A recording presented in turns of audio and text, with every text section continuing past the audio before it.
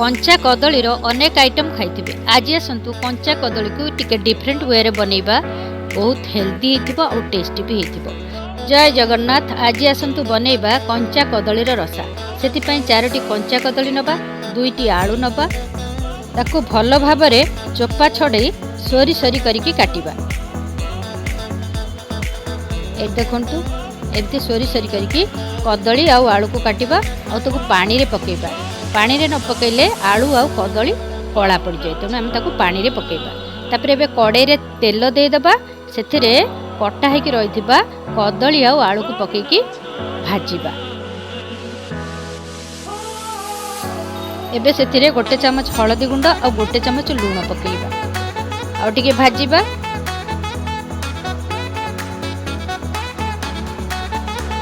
Eighty हमर भजा हेई गलानी। एबे ताकू गोटे बाउल को काढी दबा। एबे आसंतु मसला बनेबा। सेति पई गोटे बड़ पियाज को काटिकी मुनेची, रसुन 4-5 कोला आउ अदा छोट खंडे। एबे ताकू बाटी दबा। एइटी हमर मसला बटा हे जाईची। एबे सेही कड़ाई रे 4-5 चमच तेल दे दबा। तापर टिके जीरा बघार दबा। बाटी के रखिथिबा मसला को सेतरे पकेइबा। गोटे चमच हळदी गुंड, गोटे चमच लाल लंका गुंड, गोटे चमच लूण आउ 2 चमच चिकन पाउडर पकेइबा। तापर एबे ताकू भल भाबरे कसिबा। एटी मसला हमर तेल छाडिलानी। एबे दे दबा 4-5 चमच टमाटो प्यूरी। ताकू आउ थरे कसी नबा।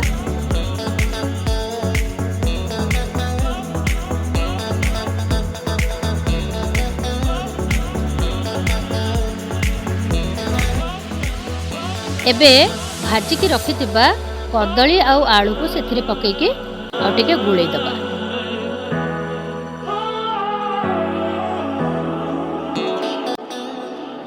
एबे सेथिरे 3-4 कप उषुम पानी दे दबा।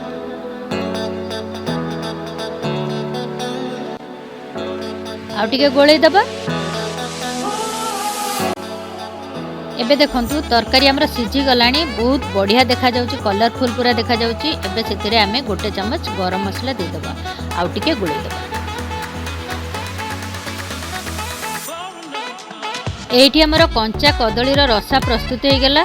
कंचा कदली कैल्शियम रे भरपूर, हेल्थ पई बहुत उपयोगी, पूरा कलरफुल देखा जाउची। जेतिकी सुंदर देखा जाउची सेतिकी टेस्ट भी हेची। घरे बने की खांतु आ केमती लागिला कमेंट रे निश्चय कहतु। हाँ, सब्सक्राइब करने को भूलंतु नहीं।